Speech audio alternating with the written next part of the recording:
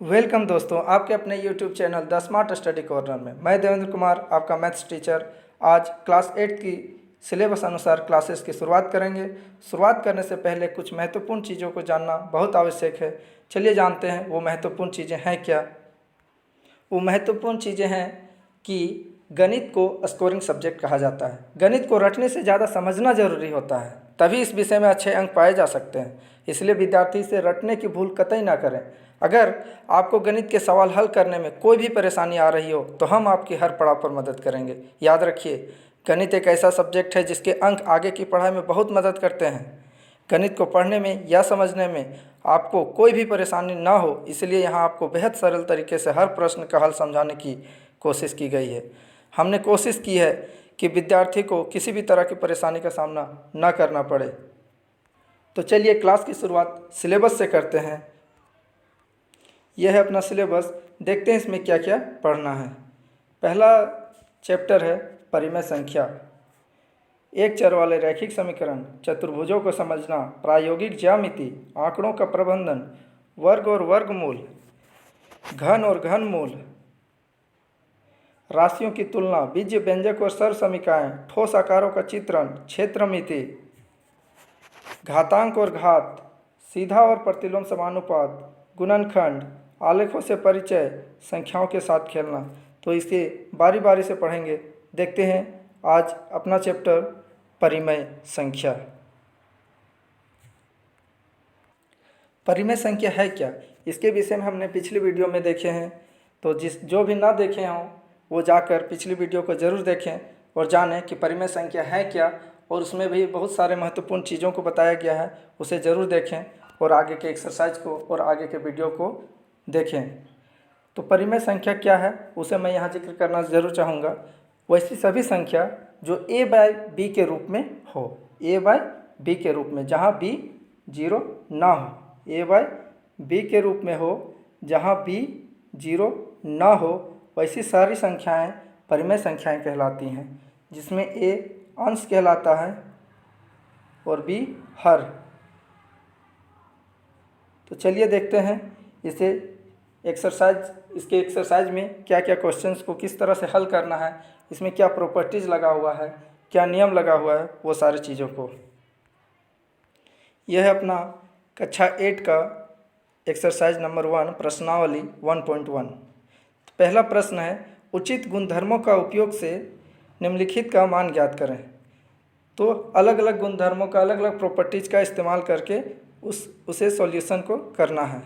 तो यहाँ पे क्या है पहला क्वेश्चन, -2/3 गुना 3/5 जोड़ 5/2 -3/5 गुना 1/6। तो यहाँ क्वेश्चन को सॉल्व करना है। जैसा हम लोग जानते हैं, बोधमास का नियम पिछले वीडियो में देख चुके हैं, लेकिन यहाँ अलग अलग गुणधर्मों के अनुसार, अलग अलग प्रॉपर्टी के अनुसार सॉल्व करेंगे। तो यहाँ क्या देख रहे हैं कि -2/3 गुना 3/5 इधर है, और लास्ट में भी है 3/5 गुना 1/6। कहीं ना कहीं अगर इसे a मानते हैं, इसे b मानते हैं, तो यहाँ b भी वही है 3/5, ये c। तो a गुना b, b गुना c, इसे एसोसिएटिव प्रॉपर्टी कहते हैं, साहचर्य गुणधर्म से, इसलिए दोनों को एक साथ रखे हैं। -2/3 गुना 3/5, a गुना b, इधर रखें b गुना c, इसे कहते हैं साहचर्य गुणधर्म। तो देखते हैं आगे क्या है, इसे हल करेंगे। इसे हल करने पर एक और प्रॉपर्टी आता है, डिस्ट्रीब्यूटेड प्रॉपर्टी, जिसे हिंदी में बोलते हैं वितरकता के उपयोग से। वितरकता है क्या, इसे डिस्ट्रीब्यूट करना है, बांटना है। तो यहाँ कॉमन क्या है, 3/5, 3/5, तो यहाँ हमने कॉमन ले लिया 3/5। तो क्या बचा, 3/5 अगर कॉमन ले लेते हैं तो -2/3 बचेगा, तो हमने -2/3 लिख दिया। फिर यहाँ 3/5 हमने कॉमन लिया हुआ है, यहाँ माइनस का सिंबल है, तो माइनस हमने यहाँ माइनस दे दिया, और 1/6 यहाँ कॉमन बचा, तो 1/6 यहाँ लिख दिए हैं, और ये जोड़ 5/2 को एज इट इज जैसा का तैसा रहने दिए। अब इसे सॉल्व करते हैं। सॉल्व करने पर क्या देखते हैं कि इस तरह का अपना कैलकुलेट दिख रहा है क्वेश्चन। अब देख रहे हैं कि ये ब्रैकेट के अंदर है, तो बोधमास का नियम क्या कहता है, ब्रैकेट्स को पहले सोल्व करें। तो यहाँ -2/3 -1/6 है, तो इसे सोल्व करना है। तो पहले इस तरह के नियम को किस तरह से सोल्व करते हैं, एलसीएम लेते हैं नीचे वाला को। तो 3 और 6 का एलसीएम कितना होता है, 3 और 6 का एलसीएम 6, 3 और 6 का एलसीएम 6, तो हमने एलसीएम ले लिया 6। अब यहाँ 3 का टेबल पढ़ेंगे, 3 का टेबल पढ़ेंगे तो कितना बार में 6 जाता है, 3 दूनी 6, तो 3 दूनी 6, तो इसको सॉल्व करेंगे -2 गुना 2, 2 दूनी 4 और माइनस है तो -4। 6 का अगर टेबल पढ़ेंगे तो 6 कितने बार में आता है, 1 बार में, 6 एकम 6, तो 1 एकम 1 उतार दिया, माइनस का सिंबल था माइनस। अब देखते हैं क्या बनता है। अब इसको सॉल्व करेंगे तो ये बन गया अपना -4 -1/6। तो यहाँ डबल माइनस अगर हो तो जुड़ता है, लेकिन सिंबल माइनस का रहता है, चिन्ह माइनस का रहता है। -4 -1 तो कितना हो गया, 4 और 1 5 और सिंबल माइनस का, तो -5 और नीचे 6 है, -5/6। और ये 3/5 कॉमन था तो सबके लिए था 3/5, ये ब्रैकेट के अंदर का। अब 3/5 गुना -5/6। अब इसको सॉल्व करते हैं, इसको सॉल्व करते हैं, देखते हैं 3/5 गुना -5/6। तो ये इसको डायरेक्ट यहाँ से भी काट सकते हैं, 3 दूना 6 कर सकते हैं, या फिर मल्टीप्लाई करने के बाद भी काट सकते हैं। अगर मल्टीप्लाई करते हैं तो यह कितना है, ये माइनस साथ में है 5 का, लेकिन ये मल्टीप्लाई इसके साथ पूरा है, जैसा कि हम लोग बोधमास में जानते हैं। इसे मल्टीप्लाई करेंगे 3 को -5 के साथ और 5 को 6 के साथ, तो कितना हो गया, 3 गुना 5 3 5 15, 3 गुना 5 कितना हुआ 15। उसके बाद 5 गुना 6, 5 गुना 6 कितना होता है 30, तो वही लिख दिए 15/30। माइनस का सिंबल है तो एक माइनस आ जाएगा। अब यहाँ 15 के टेबल में कट जाता है पहाड़ा में, 15 एकम 15, 15 दूना 30। यहाँ से क्या बचा 1/2 और माइनस है -1/2, और ये है पहले से 5/2। अब इसे जोड़ेंगे, यहाँ भी वही चीज़ है, तो एलसीएम आएगा 2 और 2 का एलसीएम क्या होगा 2। अब यहाँ पे 2 आ गया, अब ये 2 का टेबल में 2 एक बार में, तो 1 एकम 1 और माइनस का सिंबल है तो माइनस, 2 एकम 2 फिर भी 1, तो 5 गुना 1 5, प्लस का सिंबल है 5, -1 + 5 कितना हो जाएगा, तो बड़ा संख्या कौन है, प्लस वाला है 5 और छोटा संख्या माइनस वाला है, तो 1 - 1 प्लस घटा होता है और सिंबल बड़ा वाला का रहता है, तो -1 + 5 कितना हुआ +4। तो देखते हैं +4, ये रहा अपना +4 और नीचे 2 है, ये भी कट रहा है 2 का टेबल में, 2 × 1 = 2, 2 × 2 = 4, 2 एकम 2, 2 दूनी 4, तो ये अपना रिजल्ट हुआ, ये रिजल्ट हो गया 2 = 2, ये अपना रिजल्ट। चलिए देखते हैं अगले प्रश्न पर। ये रहा अपना अगला प्रश्न, प्रश्न 1 का ही सेकेंड नंबर। अब इसमें देखते हैं, ये भी उसी तरह का सॉल्यूशन होगा। इसमें प्रश्न में है 2/5 गुना 3/-7 -1/6 गुना 3/2 जोड़ 1/14 गुना 2/5। अब इसे कैसे सॉल्व करेंगे, तो हम लोग क्या जानते हैं कि अलग अलग गुणधर्म के अनुसार, प्रॉपर्टी के अनुसार सॉल्व करना है, बोधमास के नियम को लगाना है। लेकिन यहाँ बोला गया है क्वेश्चन में कि गुणधर्म के अनुसार दिखाइए, तो गुणधर्म में हम लोग क्या जानते हैं, अलग अलग तरह का गुणधर्म होता है। साहचर्य गुणधर्म में क्या देखें, A गुना B और कहीं B गुना C दिखे तो B को कॉमन लेने के लिए दोनों को एक जगह लिखना है, तो वही एक जगह हम लोग लिखने का प्रयास करेंगे। देखते हैं कहाँ पर है, यहाँ देख रहे हैं 2/5 गुना -3/7 है। यहाँ पर देखें तो 2/5 यहाँ कॉमन है दोनों में, इसलिए दोनों को एक साथ अरेंज करेंगे। 2/5 गुना -3/7, ये जो -7 नीचे है, माइनस को ऊपर भी लिखा जा सकता है, ऐसा कोई भी दिक्कत नहीं है। अब इसे यहाँ सेकेंड में अरेंज कर दिए, 1/14 गुना 2/5 माइनस ये जो मेरा बचा हुआ है इसको लास्ट में लिख दिया, -1/6 गुना 3/2। इसे कौन सा गुणधर्म बोलते हैं, साहचर्य गुणधर्म, इंग्लिश में बोलते हैं एसोसिएटिव प्रॉपर्टी। तो आगे देखते हैं डिस्ट्रीब्यूटिव प्रॉपर्टीज में क्या होता है, वितरकता के उपयोग से क्या होता है कि जो भी कॉमन हो वो कॉमन ले लेते हैं। 2/5 यहाँ हमने कॉमन ले लिया, तो बचा क्या, -3/7 और 1/14, तो हमने लिख दिया। इसे कैलकुलेट करेंगे तो हम क्या जानते हैं कि ऊपर ऊपर मल्टीप्लाई हो जाता है गुना में और नीचे नीचे, तो 1 तिया 3, 6 दूना 12, तो ये अपना 6 दूना 12 हो गया। आगे देखते हैं किस तरह का कैलकुलेशन करना है। आगे देख रहे हैं कि इस तरह का आ गया अपने पास, ये कैंसिल आउट भी हो जाएगा, कटेगा 3 का टेबल में, 3 का टेबल में, 3 एकम 3, 3 चौका 12, तो 1/4 इधर लिखा गया।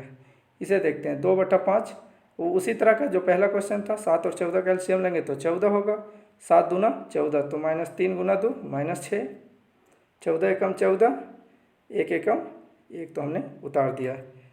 तो देखते हैं आगे क्या है। तो ये अपना प्रश्न आ गया 2/5 कॉमन, -6 + 1 और नीचे 14 और ये -1/4, तो -6 + 1 यानी कि यहाँ घटा होने वाला है, एक जोड़ है एक माइनस है, तो घटा होगा, लेकिन जो सिंबल किसका रहेगा, बड़ा वाला का रहेगा। तो बड़ा वाला कौन है, तो 6 में सिंबल क्या है, माइनस, तो यहाँ 6 में गया तो 5 और वो सिंबल क्या रहेगा, -5, तो -5/14 और ये कितना है 2/5। इसे इस तरह से भी काट सकते हैं, 5 5 भी कट सकता है, 2 7 14 कट सकता है, लेकिन अगर आप इस तरह से भी काट सकते हैं या तो फिर मल्टीप्लाई करने के बाद भी काट सकते हैं, कोई दिक्कत नहीं है। अगर हम यहाँ मल्टीप्लाई करते हैं तो कितना आएगा, 2 गुना -5 और 5 गुना 14, क्यों, बीच में गुना है, तो 2 बचे कितना हो गया 10, यहाँ 10 हो गया और माइनस है तो माइनस लग गया। 5 गुना 14 70, गुना करके देख लीजिए, 5 गुना 14 कितना होता है 70।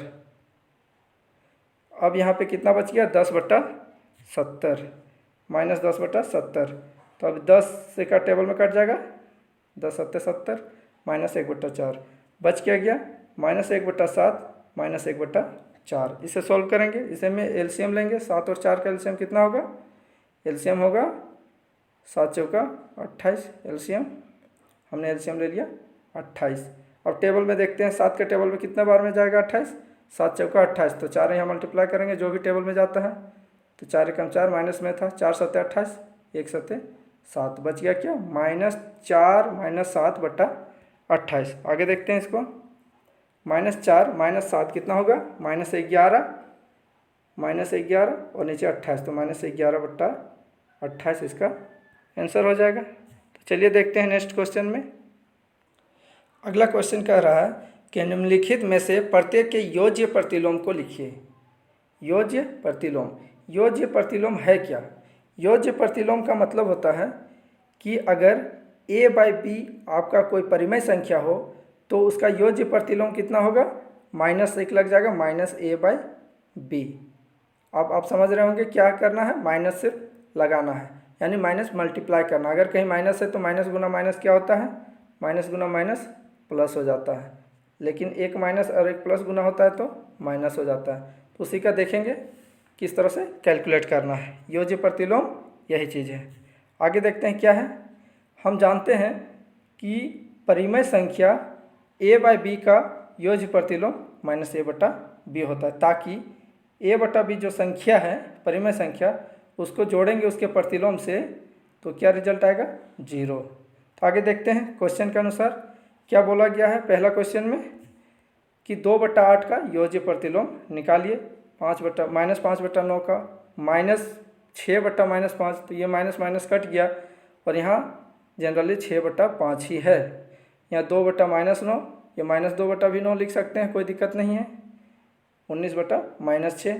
तो चलिए देखते हैं आगे इसका क्या होगा योज्य प्रतिलोम। पहला क्वेश्चन है 2/8 का योज्य प्रतिलोम, तो आप जान गए होंगे सिर्फ माइनस यूज करना है। 2/8 का योज्य प्रतिलोम -2/8, -5/9, यहाँ माइनस ऑलरेडी है तो माइनस गुना माइनस क्या जाने प्लस, तो हमने प्लस लिख दिया। तो -5/9 का योज्य प्रतिलोम कितना हो जाएगा, -5/9। अब यहाँ क्या जानते हैं, ये माइनस माइनस कट के प्लस 6/5 है यहाँ पे, इसका योज्य प्रतिलोम क्या होगा, -6/5। 2/-9 का योज्य प्रतिलोम कितना होगा, तो यहाँ माइनस ऑलरेडी है तो माइनस कट के प्लस हो जाएगा। 19/-6 का योज्य प्रतिलोम क्या होगा? माइनस है, माइनस कट के 19/6, इसे कहते हैं योज्य प्रतिलोम। अब समझ गए होंगे। आगे देखते हैं नेक्स्ट क्वेश्चन। यह है अगला प्रश्न, प्रश्न नंबर 3। तो चलिए देखते हैं इसमें करना क्या है। यहाँ क्वेश्चन में पूछा गया है कि क्वेश्चन नंबर 1, 2 क्वेश्चन है। x = 11/15, x = -13/17 के लिए सत्यापित कीजिए कि वो -x का इक्वल टू x है। -x में अगर माइनस लगा दें तो वो x आता हो इस वैल्यू को रखने पर। तो चलिए देखते हैं कि ये सत्य है या नहीं, प्रूव करना है। तो यहाँ पे दिया हुआ है कि -x = x में देखते हैं। इसमें पहला क्वेश्चन है x = 11/15 पे चेक करना है। तो ये x के बराबर 11/15 को रख कर देखते हैं तो क्या रिजल्ट आता है। माइनस को रहने दिए, माइनस को रहने दिए, x के जगह पे x/15 बराबर x के जगह पे x/11/15। तो हम लोग क्या जानते हैं, माइनस गुना माइनस अभी देखे थे क्या होता है, प्लस। तो ये माइनस यहाँ पर गुना है, जानते हैं छुपा हुआ रहता है, माइनस गुना माइनस क्या हो गया, प्लस। तो ये बन गया प्लस, और ये पहले से इधर था प्लस 11/15 बराबर हो गया प्लस 11/15। इससे हम लोग क्या देखें कि लेफ्ट हैंड साइड बराबर हो गया राइट हैंड साइड का, मतलब बायां साइड और दायां साइड दोनों बराबर हो गया। इससे ये ज्ञात हो गया कि यह सत्य है कि -x और माइनस गुना -x = x होता है। इसको देखते हैं नेक्स्ट क्वेश्चन। अगर x के जगह पे -13/17 रखें तो देखिए यहाँ माइनस पहले से था, माइनस, ये माइनस भी है, ये माइनस, लेकिन x के जगह पे -13/17 रखना है, इक्वल टू -13/17।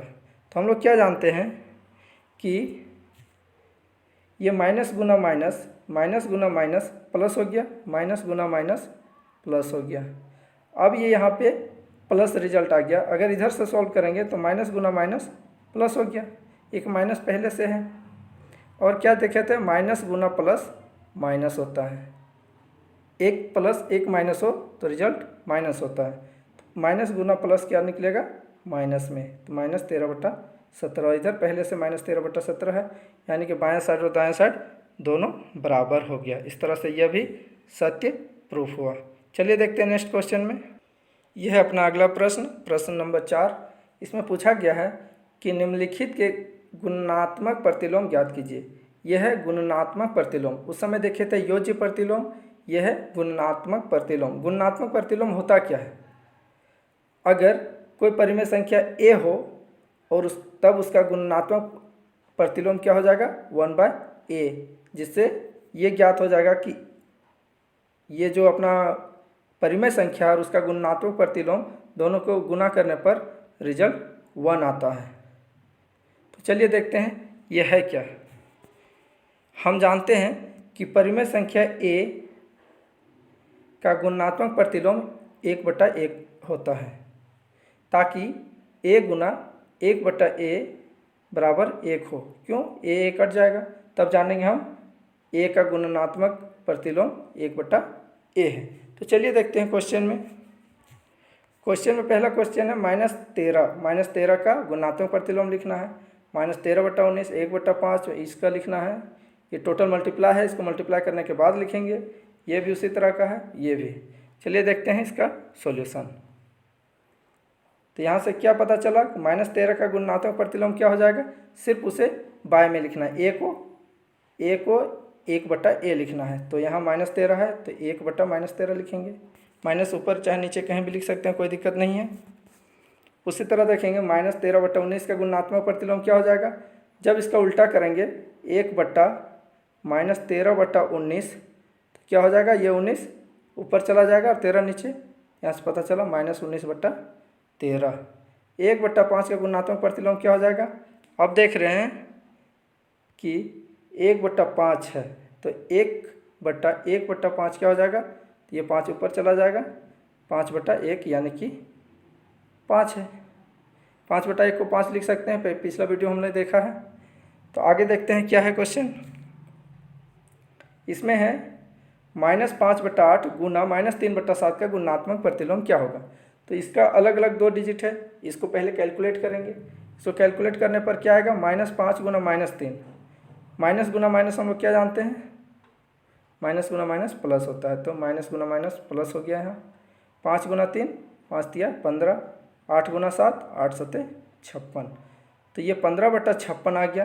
तो 15/56 का गुणात्मक प्रतिलोम क्या होगा, तो ये अपोजिट हो जाएगा 1/15/56, ये 56 ऊपर चला जाएगा तो 56/15।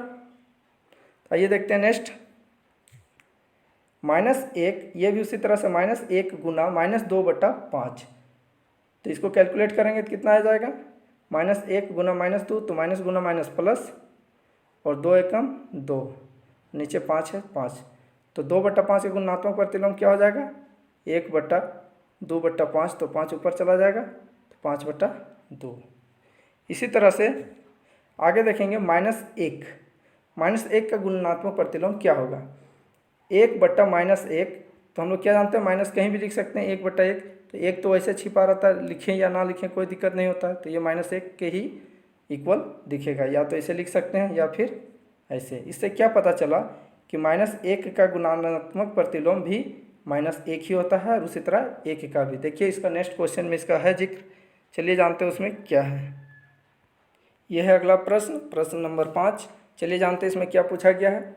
निम्नलिखित प्रत्येक में गुणन के अंतर्गत उपयोग किए गए गुणधर्म का नाम लिखिए। इसमें गुणधर्म को लिखना है, इसका सॉल्यूशन नहीं करना है, गुणधर्म को लिखना है। जैसे देखे थे A गुना B और B गुना C हो तो उसे क्या बोलते थे, एसोसिएटिव प्रॉपर्टी।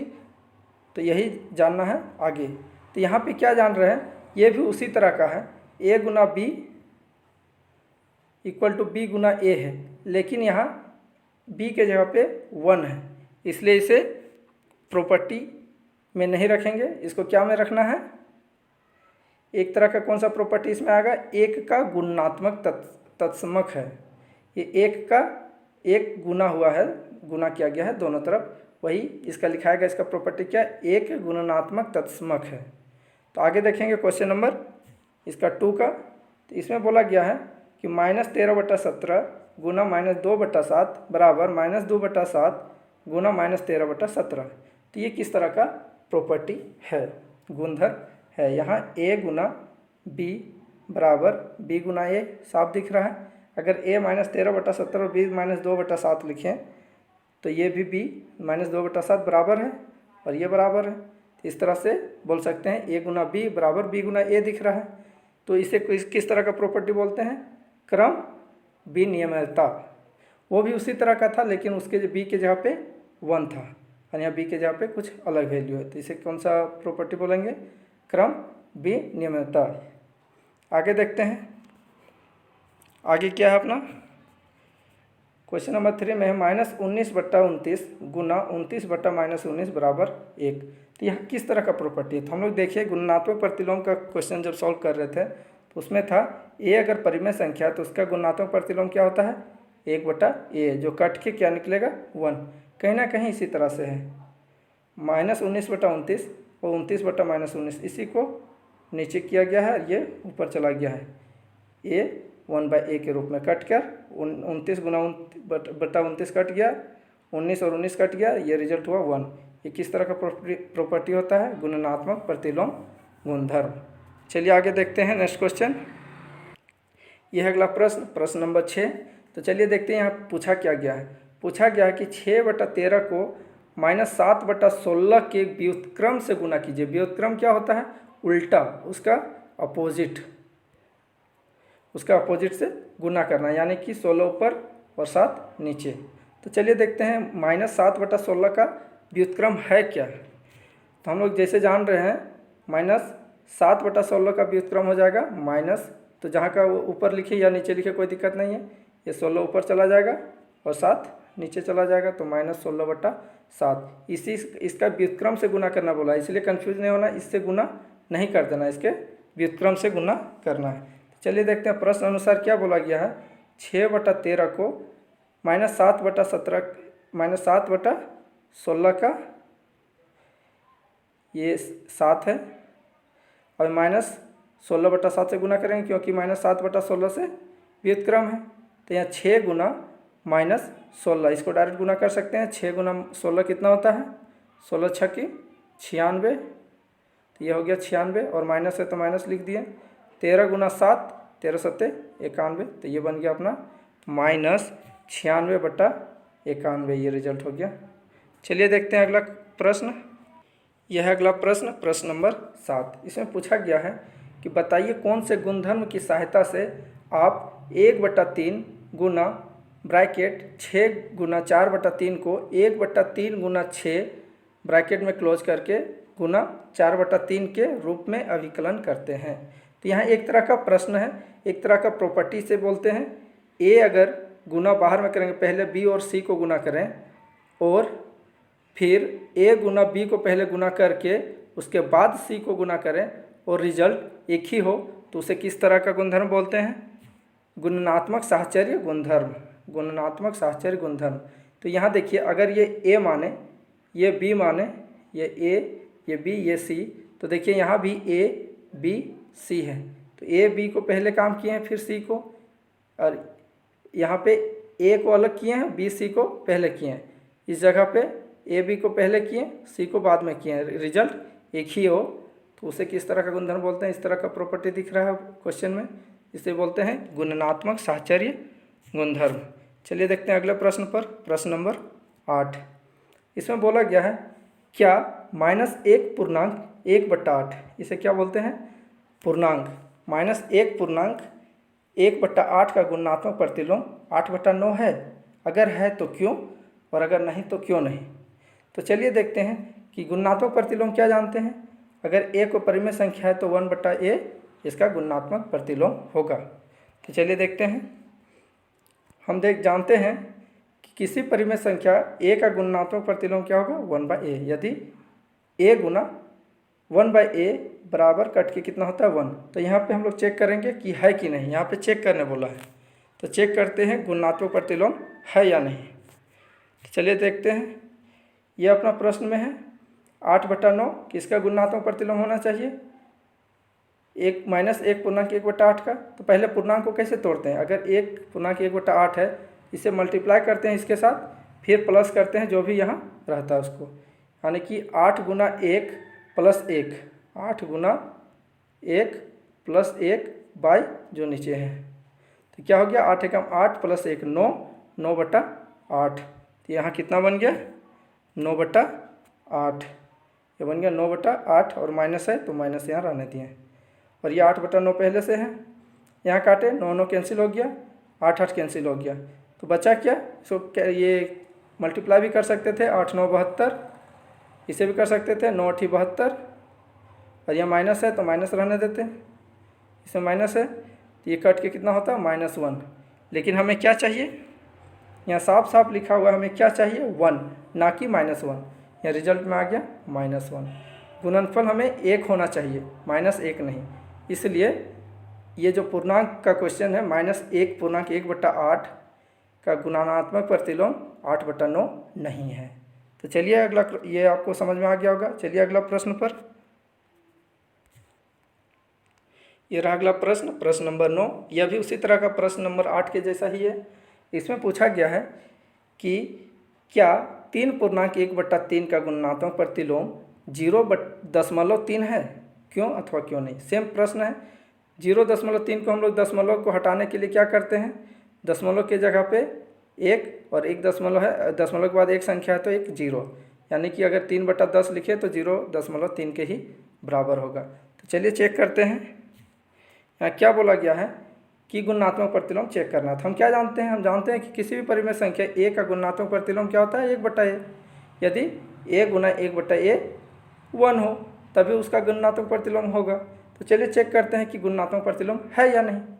तो देखते हैं, यहाँ पे प्रश्न में गुणात्मक प्रतिलोम किसका कितना होना चाहिए था? 0.3। किसका? 3 पूर्णांक 1/3 का। तो पूर्णांक को कैसे तोड़ेंगे? तो 3 गुना 3 प्लस 1, हम लोग क्या देखे थे? 3 गुना 3, इसे गुना करते हैं फिर प्लस करते हैं 1 के साथ, 3 3 9 और 1 10/3। तो चलिए देखते हैं, ये रहा अपना इसको कैलकुलेट क्या बोले थे कि दशमलव हटाने के लिए दशमलव की जगह पे एक और दशमलव के बाद जितने भी है संख्या होंगे डिजिट होंगे उसमें एक उतने जीरो लगा देंगे।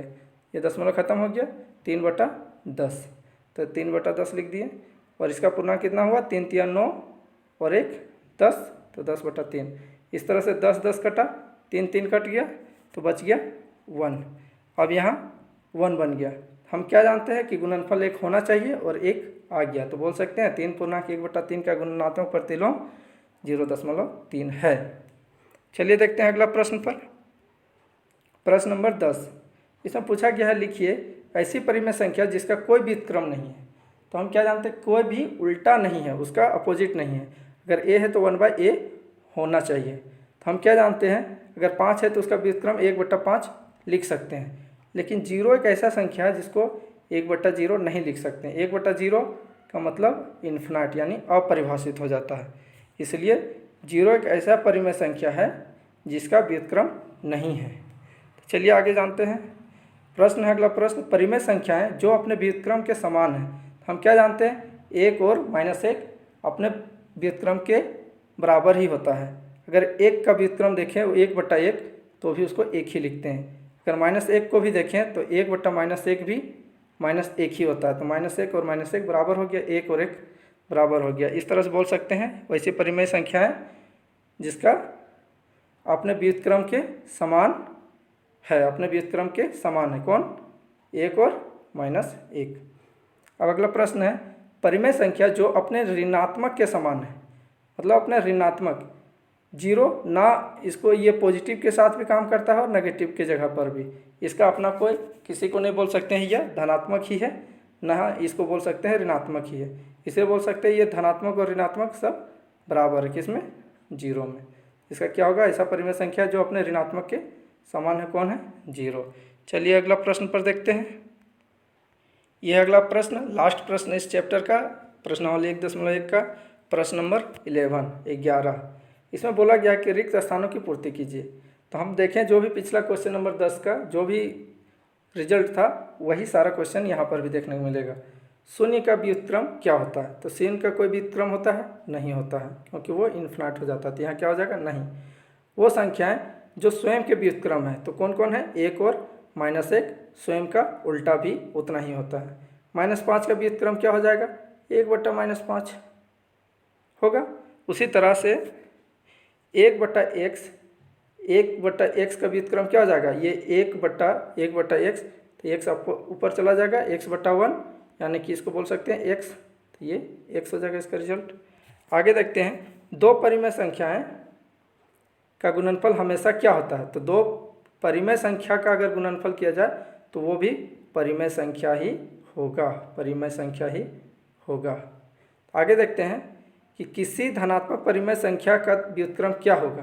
तो धनात्मक परिमेय संख्या का व्युत्क्रम भी धनात्मक होगा। अगर 5 का व्युत्क्रम किए तो 1/5 वो भी धनात्मक होगा। माइनस का करेंगे तो वो व्युत्क्रम माइनस होगा। -5 का करेंगे तो -1/5। यानी ऋणात्मक का व्युत्क्रम करें तो ऋणात्मक, धनात्मक का करें तो धनात्मक। देखिए पहला प्रश्न बोला गया है कि शून्य का व्युत्क्रम क्या है, कोई नहीं। उसी तरह से संख्याएं 1 और -1, 5 का -5 का व्युत्क्रम -1/5, 1/x का व्युत्क्रम x, परिमेय संख्या का व्युत्क्रम भी परिमेय संख्या होगा और धनात्मक का धनात्मक होगा। इस तरह से अपना ये 1.1 का प्रश्नावली कंप्लीट होता है। अगर आपको वीडियो अच्छा लगा तो लाइक करें, शेयर करें, सब्सक्राइब करें। धन्यवाद।